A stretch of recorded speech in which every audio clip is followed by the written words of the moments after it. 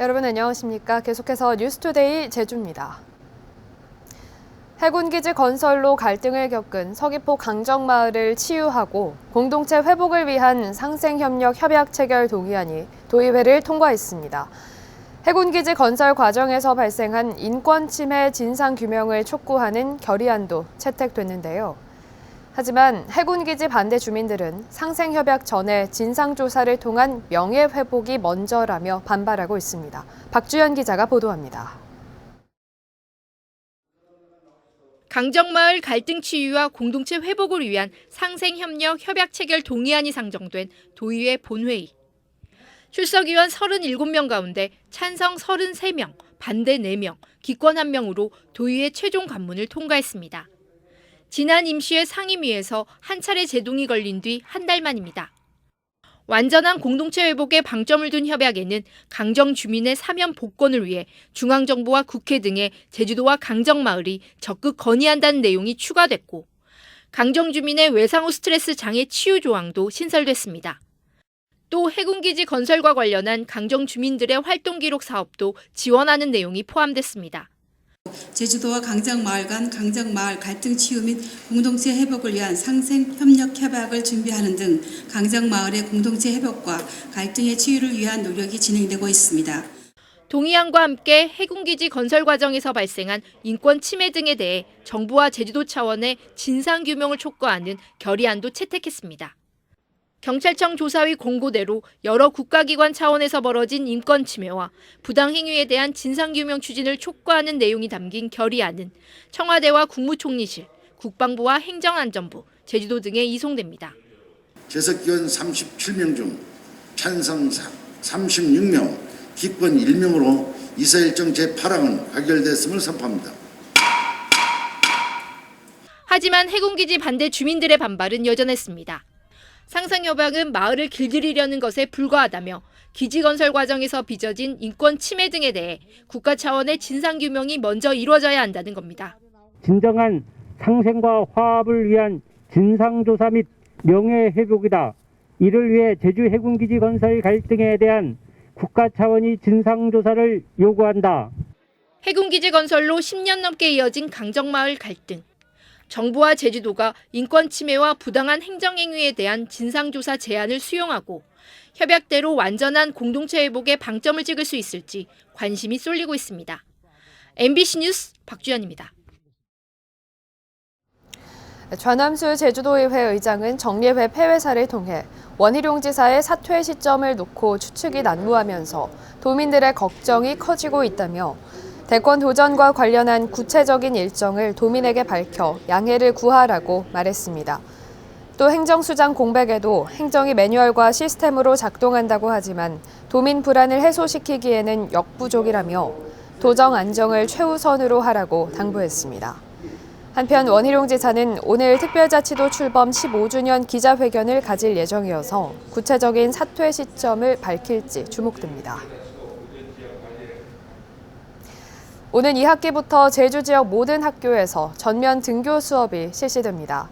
하지만 학생 백신 접종 계획이 아직 확정되지 않은 데다 최근 확산되고 있는 변이 바이러스에 대한 방역 강화 조건이 필요하다는 지적입니다. 오승철 기자가 보도합니다.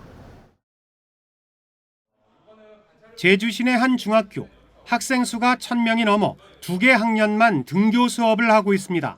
도내 188개 초중고등학교 가운데 이 학교를 비롯한 27개 학교는 여전히 밀집도 3분의 1을 유지하고 있는데 오는 2학기부터는 전면 등교로 바뀝니다. 지난 1년 6개월 동안 등교와 원격 수업을 번갈아 하면서 학습 격차가 커지고 교우 관계나 사회성 등에 대한 우려가 커지고 있다는 판단 때문입니다. 또 백신 접종률이 높아지고 있고 여름방학 때까지 고3 학생과 교직원들의 백신 접종이 끝나는 점도 고려됐습니다. 2학기 전면 등교 수업이 희망으로 함께 손잡고 학교 현장에 안전과 건강을 충실히 채워나가겠습니다. 교육청은 추경을 통해 확보한 예산 18억 원을 활용해 일선 학교에 방역 인력을 추가 배치하고 마스크와 손소독제 등 방역 물품을 확대 공급할 계획입니다. 학부모들은 전면 등교를 반기면서도 방역 강화와 밀집도 최소화 등의 조치가 전제돼야 한다고 입을 모으고 있습니다. 아무래도 인원이 늘어나니까 급식이나 아니면 뭐 바깥 체육 활동이나 이런 거 할 때 좀 인원 조정을 하면서 하면 잘 될 것 같습니다. 하지만 아직까지 고3을 제외한 나머지 학생들의 백신 접종 계획이 확정되지 않은 데다 코로나19 변이 바이러스 확산은 불안 요소입니다. 한편 이성문 교육감은 취임 3주년 기자회견에서 국제학교 추가 설립에 대해서는 기존 학교들도 정원을 채우지 못하고 있다며 부정적인 입장을 밝혔고 교육감 3선 도전 여부에 대해서는 코로나19 관리와 대입 수능이 끝난 뒤 입장을 정리하겠다며 즉답을 피했습니다. MBC 뉴스 오승철입니다.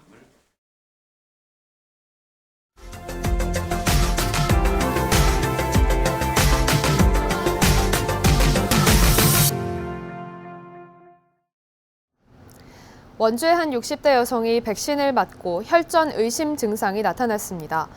그런데 2차 병원에서 상급 병원의 진료가 필요하다는 소견서를 받고 갔는데도 2차 병원으로 돌아가라며 진료를 거부당했습니다. 간신히 입원은 했지만 그 사이 증상은 더 심해졌습니다. 원주 MBC 이병선 기자입니다.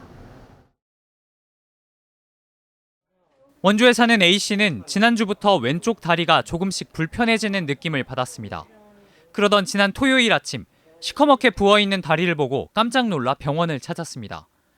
평소에 건강했기 때문에 A씨는 지난 10일에 맞은 아스트라제네카 백신의 후유증을 우려했고 병원에서는 부어있는 상태가 심각하다며 대학병원에 가도록 소견서를 써줬습니다.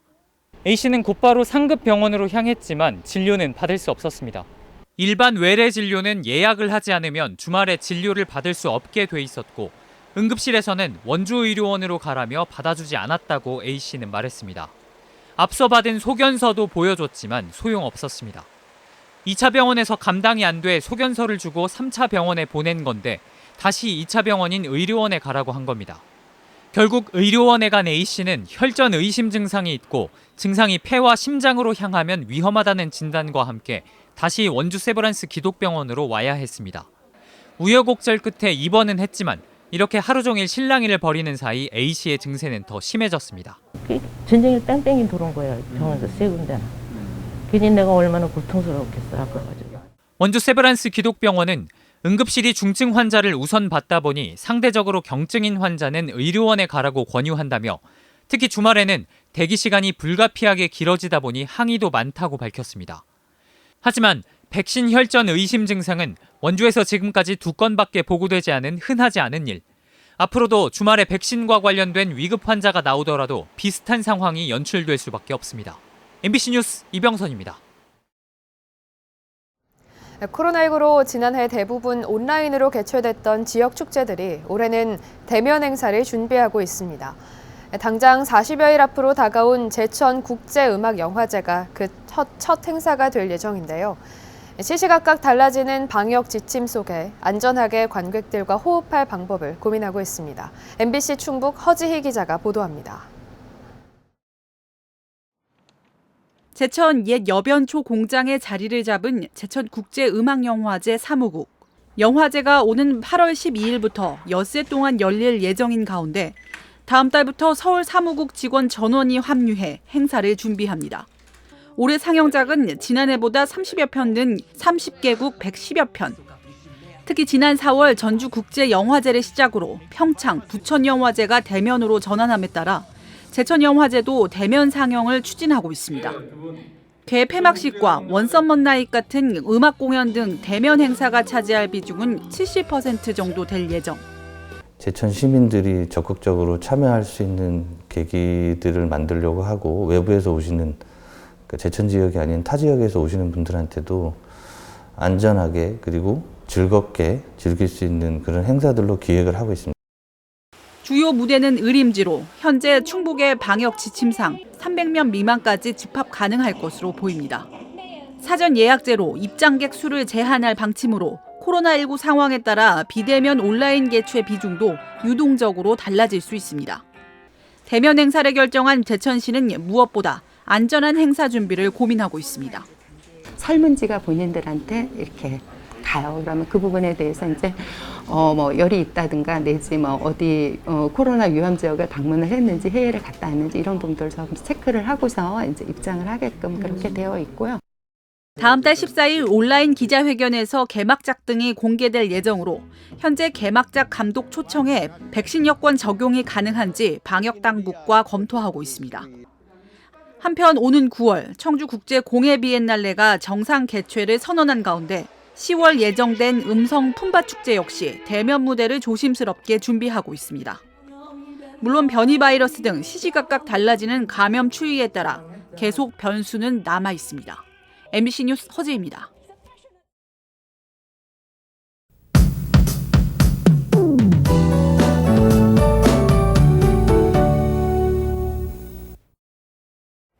네, 어느덧 달력이 또 한 장 넘어갔습니다. 7월의 첫날인 오늘도 대체로 맑고 덥겠는데요.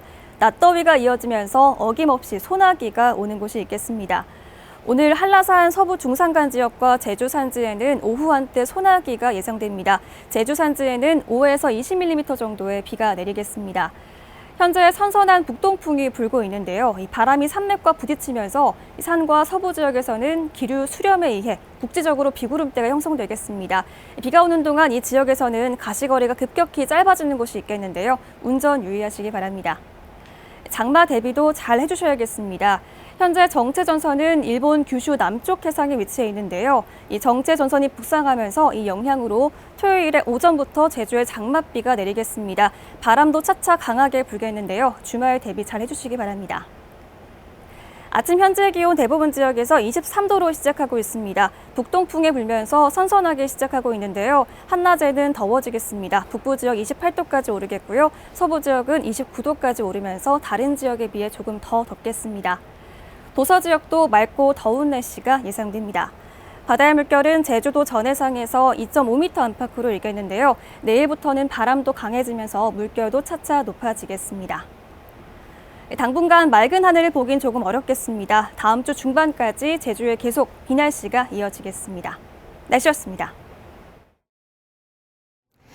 제주지방법원 형사 3단도 김현경 부장판사는 지난 2019년 자녀가 다니는 학교 학부모 등 지인 2명으로부터 3차례에 걸쳐 등록금이 필요하다며 1억 3천만 원을 빌린 뒤 갚지 않은 혐의로 재판에 넘겨진 50살 이모 씨에게 징역 1년 4개월을 선고했습니다. 재판부는 이 씨가 돈을 빌리더라도 갚을 의사나 능력이 없었고 금액이 크고 피해자가 엄벌을 탄원하는 점 등을 고려했다고 밝혔습니다. 국민의힘 제주도당 장성철 위원장은 긴급 논평을 통해 제주 지역 국회의원들의 제2공항에 대한 제3의 대안 제안과 전략 환경 영향평가 부동의 기대 발언은 제도 자체를 부정하는 행위라며 환경부에 대한 부동의 압력 행사를 중단하라고 요구했습니다. 제2공항 백지화 전국 행동은 서울에서 기자회견을 열고 국토교통부가 제출한 전략 환경 영향평가 제보안서는 여전히 입지와 계획의 부적절함을 드러냈다며 환경부는 제주 환경 수용성을 넘어선 제2공항을 부동의하라고 요구했습니다. 제주도는 재산세 중과세 대상인 유흥주점 등에 대해 올해는 일반 과세 수준으로 감면하는 동의안을 7월 도의회 임시회에 제출한다고 밝혔습니다. 이는 집합 제한 또는 금지 대상으로 영업이 금지되는 경우 재산세를 감면할 수 있도록 개정된 지방세 특례 제한법에 따른 것입니다. 동의안이 통과되면 건축물과 토지 모두 세율이 4%에서 0.3%로 낮아지지만 감염병 예방법을 위반한 경우에는 감면 대상에서 제외됩니다. 더불어민주당 위성곤 의원은 4.3 유적지 정비를 위한 행정안전부에 특별교부세 13억 원을 확보했다고 밝혔습니다. 이에 따라 4.3 당시 서귀포 지역 최대 학살터인 정방폭포 유적지 정비와 위령탑 건립에 5억 원, 중문마을 4.3 학살터인 중문 신사터 역사기념관 건립에 8억 원이 지원됩니다. 제주 지역 휘발유 가격이 6주 만에 1,600원대를 넘어섰습니다. 한국석유공사 유가정보서비스 오피넷에 따르면 1리터에 1,590원대를 유지하던 제주 지역 휘발유 가격은 1,620원까지 오르며 전국 평균 1,601원을 상회했습니다. 경유 가격도 1리터에 1,403원으로 10주 만에 1,400원대를 돌파했고 LPG 가격은 전국 평균보다 37원 높은 1리터당 914원을 기록하고 있습니다. 제주 지역의 도시가스로 공급되는 주택용 액화 천연가스 요금이 지난해와 같은 수준으로 동결될 것으로 보입니다. 제주도는 제주대 산학협력단에 도시가스 공급 비용 산정 용역을 맡긴 결과 용도별 사용량 요금이 동결돼 소비자 요금에도 변화가 없을 것이라고 밝혔습니다. 제주 지역에서는 현재 3만 4천여 가구가 도시가스를 공급받고 있습니다. 뉴스투데이 제주를 마치겠습니다. 시청해주신 여러분 고맙습니다.